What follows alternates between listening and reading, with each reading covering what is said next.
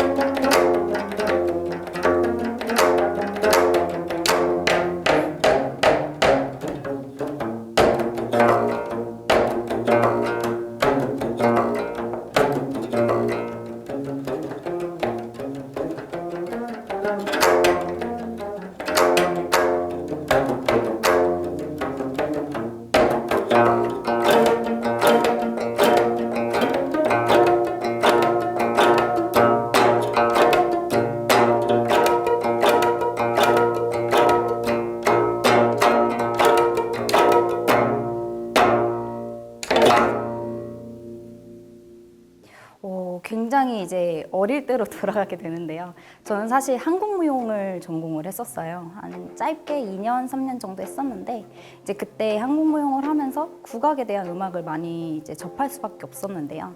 이제 무용을 하면서 부상을 한번 크게 입고 나서 무용을 그만두게 된 일이 있었어요.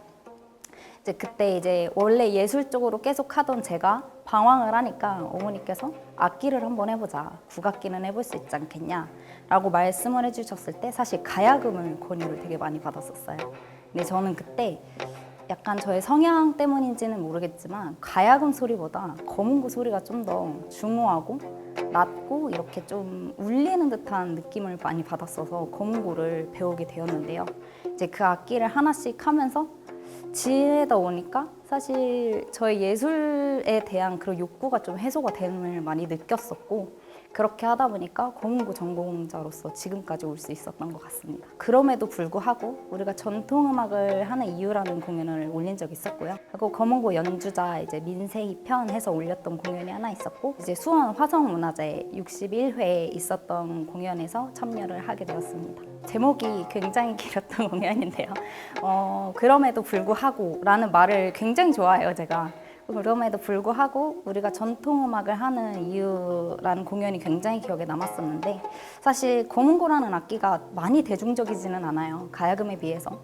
가야금은 이제 선율적인 악기도 굉장히 많이 보편화되어 있고 많이 알려져 있고 근데 검은고는 아무래도 방송 매체에 좀 유독 노출되기 어려운 악기였던 게 독주용으로서의 악기가 훨씬 강한 성향의 악기예요. 그러다 보니까 앙상블화 되지 않고 독주용 악기여서 대중들에게 많이 노출되지 않은 악기인데 그날의 공연은 되게 좁은 그 화원문 혹시 올라가 보셨을까요?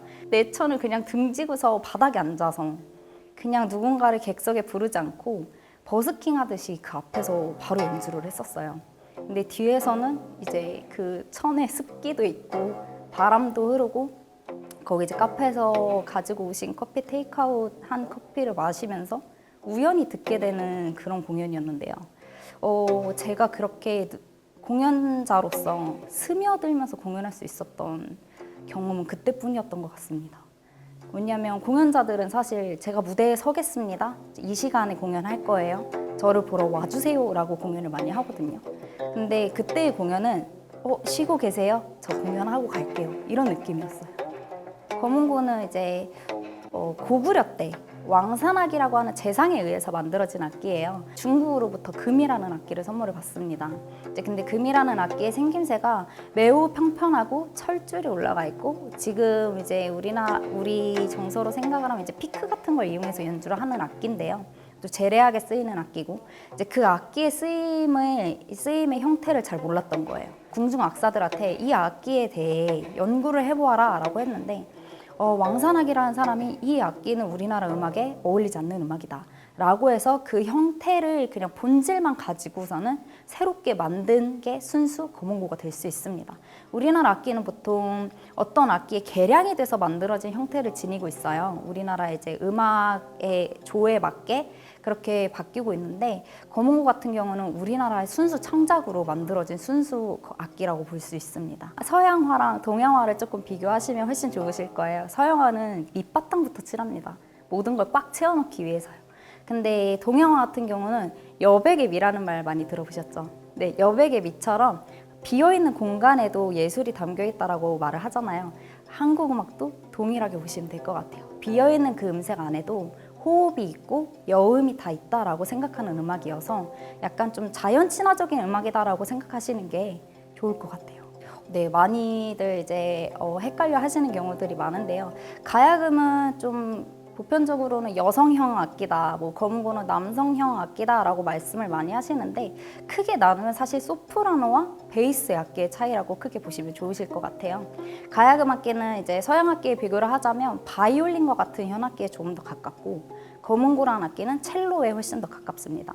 서양 악기는 크기로 이제 악기를 구분을 하게 되는데 국악기는 조금 다른 게 가야금의 현의 개수도 다르고요. 검은고는 6줄이지만 가야금은 12줄로 이루어져 있고 가야금은 또는 손으로 뜯어서 모든 연주를 하는데요. 검은고는 술대라고 하는 대나무 막대기를 이용해서 그리고 왼손은 줄을 눌러서 연주를 하게 되어 있습니다. 생김새도 많이 다른데 기러기발이라고 하는 안족이라는 게 있어요. 이게 삼각형 모양의 발인데 그걸 12개를 다 받치고 있는 게 가야금으로 이루어져 있고 검은고는 기타의 프렛과 같은 느낌의 궤라고 하고 있는 판 같은 게 세워져 있어요. 그 판에 옆을 눌러서 음정을 잡습니다. 그런 차이점이 있다고 볼 수 있을 것 같아요. 기타랑 베이스 기타도 몸의 형태는 같지만 줄의 두께도 다르잖아요. 그런 것처럼 가야금도 검은고보다 훨씬 더 줄이 얇습니다. 많이 얇게 되어 있고 판도 조금 더 얇은 경우도 있고 길이도 훨씬 짧아요. 길이가 한 가야금이 120cm 정도 되는데 검은고는 거의 160에 가까이 길이가 있고 줄도 훨씬 두껍고 막대기를 이용해서 연주를 하다 보니까 아무래도 장력에 의한 것 때문에 악기 길이도 훨씬 길게 제작이 되어 있어요. 정확히는 현악기로 구분이 되고 있는데요. 저의 생각이지만 보편적으로 유율타악기라고 말을 많이 하고 있어요. 의미 있는 타악기다라고 봐주시면 훨씬 더 좋을 것 같습니다. 국악에는 크게 정악과 민속악이라고 하는 장르 분류가 나눠져 있어요. 정악은 이제 말 그대로 바를 정자의 음악 악자를 쓰는데 바른 음악이라는 의미에서 궁중에서 굉장히 많이 사용하던 거고 민속악은 이제 말 그대로 백성민에 속하다 있다. 그 말뜻은 백성들이 하는 음악이라는 뜻인데요. 정악은 좀 더 차분한 느낌이 굉장히 있는데 검은고가 정악의 중심이 되던 악기였었어요. 그래서 검은고가 중심이 될 수 있는 정악 중에 천년만세라고 하는 곡이 있는데요. 이 천년만세 의미가 되게 좋게 내포하고 있어요. 말 그대로 천년 만년 수명을 넓게 가져갔으면 좋겠다라는 의미가 있는데요. 천년만세 곡은 느리게 시작해서 빠르게 이제 흘러가는 템포를 가지고 있는데 굉장히 힘차게 되어 있고 검은고가 나무 막대기를 쓰다 보니까 약간 탁탁 거리는 소리가 나요. 근데 그 소리를 매력적으로 소화할 수 있는 곡으로 알려드릴 수 있을 것 같고요. 민속악이라고 하면은 산조라는 게 대표적인 곡입니다. 허튼가락이다 라고도 하는데 그 말의 뜻은 이제 흐트러지는 음악이다 라는 뜻이에요. 정확한 길이 있지 않고 우리가 할 수 있는 국악인의 기량을 제일 뽐낼 수 있는 음악인데요. 검은고 산조 이렇게 들어보시면 굉장히 검은고를 이해하시는데 도움이 될 것 같습니다. 국악은 생각을 하시면 분위기가 한복, 그 다음에 공연장, 한옥, 그 다음에 약간 점잖고 조용하고 묵직한 느낌의 상상을 많이 하실 텐데요. 사실 그 국악기 연주자들이 보여주는 그 모습은 집중을 하기 위하고 그 음악에 대한 사실 예의 같은 거였었어요. 그 이제 우리가 선조들 때부터 해오던 음악을 진중한 모습으로 보여드리지 않으면 안 된다란 마음으로 되게 그렇게 힘을 주고 연주를 하게 되어 있는데요. 사실 국악기 연주자들 안에 있는 그 끼가요, 너무 많이 있어요. 그러니까 조금 쉽게 접근할 수 있는 방법이라고 말씀은 확답 못 드리겠지만, 저 연주자가 되게 각 잡고 진중하게 연주를 하고 있지만 속에서 얼마나 많은 끼를 들끓고 있을까 라고 상상을 해보시면 저 연주자가 되게 무표정한 표정으로 연주를 하고 있음에도 불구하고 놀고 싶겠다 라고 상상하실 수 있을 것 같아요. 그럼 그 연주자가 저 사람 지금 저 되게 진중한 선조의 음악에 놀고 있다 라고 상상해 봐 주시면 조금 더 편하게 다가가실 수 있을 것 같아요. 너무 많은 공연을 계획을 하고 있는데요.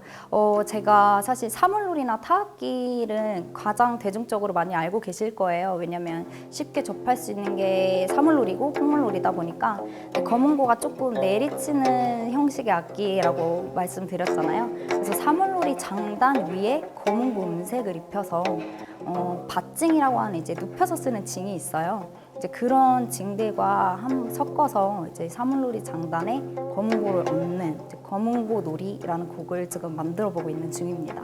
이제 아마 수원시 일대에서 조금씩 만들어질 때마다 제가 어느 순간에 갑자기 나타나서 연주를 보여드릴 수 있을 것 같습니다. 수원을 생각하실 때 여러분들 행궁동 굉장히 많이 생각하실 거예요. 근데 행궁동이 꾸며진 모습들을 보면 한옥으로 이루어져 있는 경우들이 많고, 그 다음에 이제 행궁동이 조금 이제 관광지가 되다 보니까 한국적인 걸 많이 보여줄 수 있는 도시가 된 것 같아요. 또 가까이 붙어 있는 화성에도 이제 윤건릉이라고 하는 뜻깊은 그런 것들도 있고, 정주도 있고, 뭐 나해석도 있고, 굉장히 많은 문화들이 자리 잡고 있는 도시이기 때문에 전통 예술을 이제 현대와 공존해서 보여주기에 굉장히 적합한 도시라고 생각을 하고, 어느 자리에서 연주를 하더라도 전통 악기가 어색하지 않는 분위기를 가지고 있는 도시인 것 같습니다. 방송 매체에 노출되지 않는 이상 전통음악을 접할 일이 국악 한마당밖에 없으실 거예요.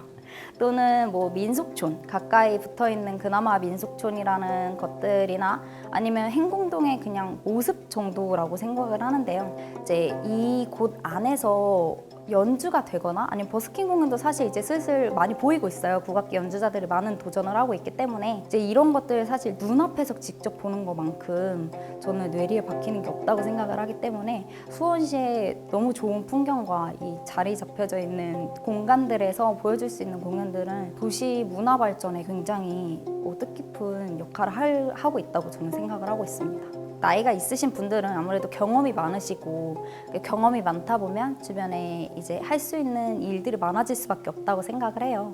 근데 이제 젊은 연주자들은 이제 막 사회에 나왔고 활동을 해보려고 하다 보면 부딪히는 경우가 굉장히 많은데요. 더 젊은 연주자들이 발돋움할 수 있게 기획 사업이라든지 아니면 초청 사업 같은 것들이 많이 발전되어가지고 연주자들이 한 번이라도 내가 무대에 설 수 있는 경험들이 많이 생겼으면 좋겠습니다.